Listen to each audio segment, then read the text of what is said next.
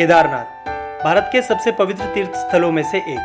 केदारनाथ भारत के 12 ज्योतिर्लिंगों में से एक है और ऐसा माना जाता है कि पवित्र मंदिर में आरती अर्चना करने से तीर्थ यात्रियों को मोक्ष की प्राप्ति होती है। तो अगर आप भी 2023 में केदारनाथ जाने का प्लान कर रहे हैं तो ये वीडियो एज अ गाइड आपके बहुत काम आने वाली है। इस वीडियो में हम जानेंगे केदारनाथ कब जाएं, कैसे जाएं, कितना खर्चा होगा केदारनाथ घूमने का।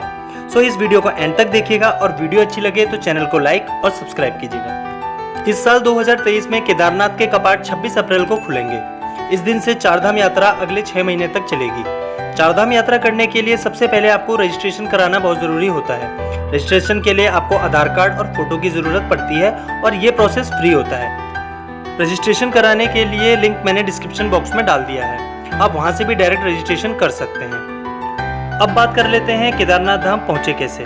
अगर आप ट्रेन से आना चाहते हैं तो देहरादून, हरिद्वार, ऋषिकेश तक आप ट्रेन से आ सकते हैं। देहरादून से केदारनाथ की दूरी 254 किलोमीटर, हरिद्वार से 235 किलोमीटर और ऋषिकेश से 216 किलोमीटर की पड़ती है और यहाँ से आगे का सफर बस में तय करना होता है।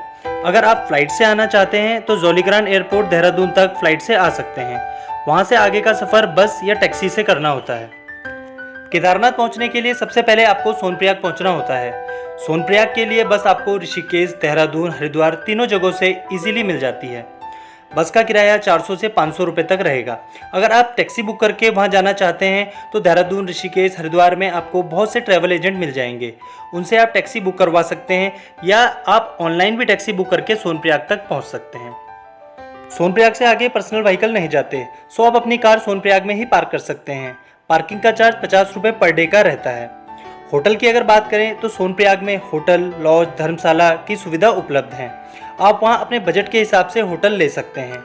सोनप्रयाग से गौरीकुंड तक आप शेयर टैक्सी से जा सकते हैं जो कि 30 से 40 मिनट में आपको गौरीकुंड पहुंचा देती है और इसका किराया 50 रुपये पर पर्सन का रहता है। बेस्ट टाइम की बात करें तो मई से जून में आपको सबसे ज़्यादा भीड़ केदारनाथ में देखने को मिलती है। इस टाइम होटल और अन्य चीज़ में भी एवरेज से थोड़ा ज़्यादा मिलते हैं। जुलाई अगस्त रेनी सीजन रहता है तो इस टाइम भीड़ यहाँ कम देखने को मिलती है। सितंबर, अक्टूबर, नवंबर बेस्ट टाइम होता है केदारनाथ के दर्शन करने के लिए। डे 1 में आप होटल में रेस्ट करें। डे 2 मॉर्निंग में आप केदारनाथ पर गौरीकुंड और गौरीकुंड से आगे केदारनाथ शाम तक पहुंच जाएं तो आप गौरीकुंड के लिए अर्ली मॉर्निंग 3 बजे तक किलोमीटर का ट्रैक करके जाना होता है। ट्रैकिंग के बहुत सारे ऑप्शन आपको यहाँ मिल जाते हैं। आप पैदल जा सकते हैं या फिर घोड़ा, पालकी, पिट्ठू या हेलीकॉप्टर से भी केदारनाथ धाम तक पहुँच सकते हैं। अब बात कर लेते हैं घोड़े और हेलीकॉप्टर के चार्जेस की। तो घोड़े का चार्ज 2300 रुपये से 2500 रुपये वन साइड का रहता है। ये पैसे आप बार्गेनिंग करके कम भी करा सकते हैं और 5 से 6 घंटे में आप केदारनाथ घोड़े द्वारा पहुंच सकते हैं। पालकी का चार्ज 5 से 7 हज़ार तक रहता है और टाइम 7 से 8 घंटे लगते हैं केदारनाथ धाम तक पहुंचने में। और अगर आप हेलीकॉप्टर से केदारनाथ धाम जाना चाहते हैं तो आपको सोनप्रयाग या गौरीकुंड आने की ज़रूरत नहीं होती। आप गुप्तकाशी, फाटा या सरसी से helicopter online heli service Uttarakhand की साइट से बुक करवा सकते हैं। राउंड ट्रिप 15 से 20 मिनट में हेलीकॉप्टर आपको केदारनाथ धाम पहुँचा देता है। और अगर आप पैदल ट्रैक करके जाना चाहते हैं तो आप 12 से 13 घंटे में रुक रुकाकर ट्रिप को एंजॉय करते हुए आराम से ट्रैक पूरा कर सकते हैं। उसके बाद जब आप केदारनाथ पहुंच जाएं, उसके बाद आपको स्टे का ऑप्शन ढूंढना होता है। होटल, डोरमेट्री, टेंट आप केदारनाथ में ले सकते हैं। रेट्स की अगर बात करें तो रेट्स क्राउड के ऊपर डिपेंड करता है। अगर भीड़ ज़्यादा होगी तो आपको रूम 3000 से 4000 तक के मिलेंगे और अगर भीड़ कम हुई तो वही रूम आपको 500 से 1000 रुपये तक मिल जाएंगे। रूम में रेस्ट करने के बाद आप केदारनाथ बाबा के दर्शन के लिए जा सकते हैं। केदारधाम में आरती का जो समय है वो सुबह 6 बजे और शाम 6 बजे का है।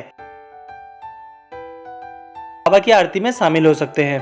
रात में 9 बजे के बाद मंदिर के कपाट बंद हो जाते हैं। केदारनाथ के दर्शन के बाद आप भीमशिला के दर्शन भी कर सकते हैं और आप चाहें तो भैरव बाबा तक भी जा सकते हैं। माना जाता है कि केदारनाथ बाबा के दर्शन करने के बाद भैरव बाबा के दर्शन करना बहुत शुभ माना जाता है।